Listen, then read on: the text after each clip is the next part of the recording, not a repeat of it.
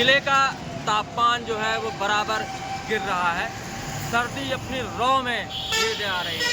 पिछले 3 दिनों से अधिकतम तापमान रायबरेली का जो है वो लुढ़क कर 70 डिग्री पहुँच गया है और उसके साथ ही जो न्यूनतम तापमान है वो 11 डिग्री है। यहाँ पर एक बड़ा असंतुलन कायम है। अधिकतम तापमान जो है वो -4 डिग्री औसत है और वहीं अधिकतम तापमान जो है वो 1 डिग्री लगभग 1 डिग्री अधिक है। तो ऐसे में मौसम वैज्ञानिकों का कहना है कि ये असामान्य कारक है।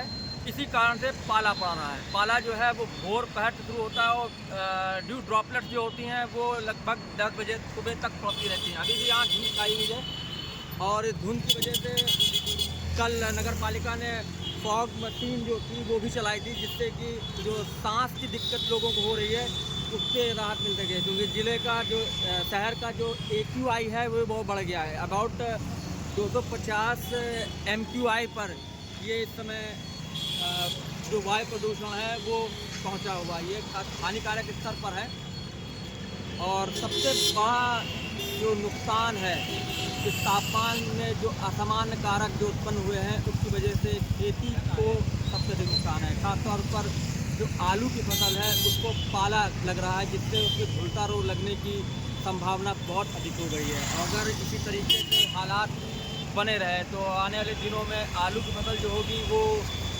ख़राब हो जाएगी। इसके साथ ही सरसों की फसल को भी बहुत नुकसान हुआ। हालांकि रबी की जो महत्वपूर्ण फसल गेहूं की फसल है उसमें राहत है, क्योंकि पाला पड़ रहा है तो ज़मीन में एक नमी प्राकृतिक नमी मेंटेन हो गई है, जिस वजह से किसानों को सिंचाई जो है वो पैसा बचेगा।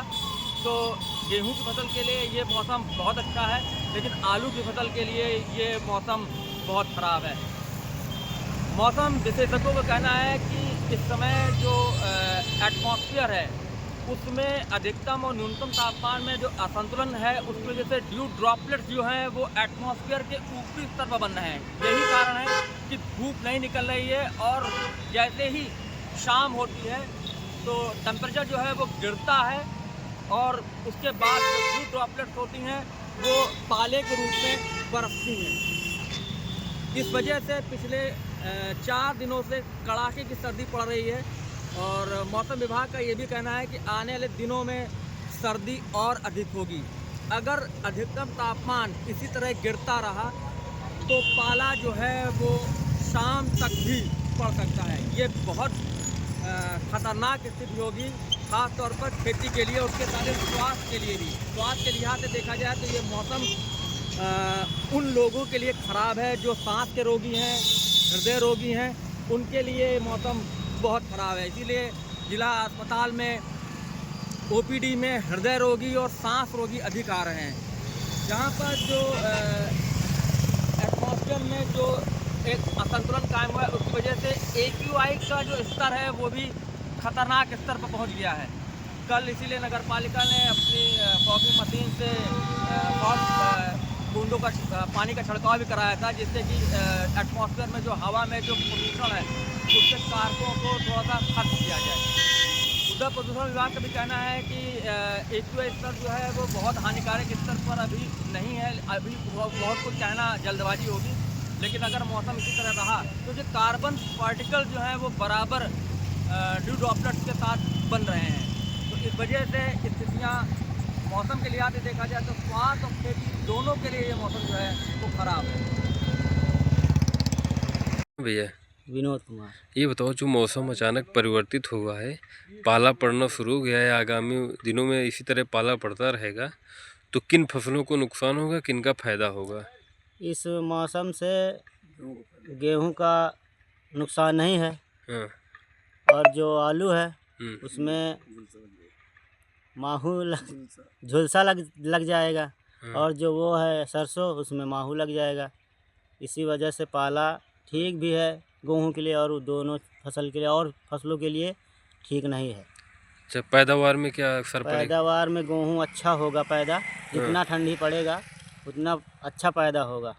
और जो ये फसल है इसमें नहीं होगा, पैदावार में कमी आएगी। हाँ कमी आएगी, 100% कमी आएगी। क्या नाम है भैया? फूलचंद पटेल। अच्छा, ये बताइए, जो अचानक ये पाला पड़ रहा है, आगामी दिनों में इस तरह पाला पड़ेगा तो फसलों को क्या नुकसान हो, किन किन फसलों को नुकसान होगा? सब फसल झुलसा में यहाँ हुई, झुलसा हो जाइए।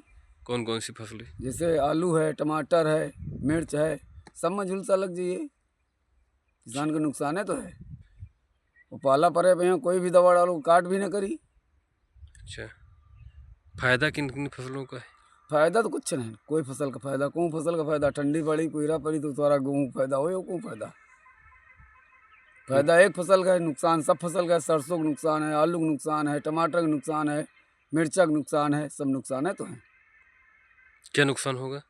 अरे जब झुलसा लागे तो पैदावार ना हुई। किसमें? आलू में? आलू में ना होई, कोई चीज़ में ना होई, ना सरसों में होई, ना आलू में होई, ना टमाटर में होई। अच्छा। अगर आप ये वीडियो YouTube पर देख रहे हैं तो हमारे चैनल को सब्सक्राइब करें और बेल आइकन को दबाना ना भूलें। अगर आप Facebook पर ये वीडियो देख रहे हैं तो हमारे पेज को लाइक करें।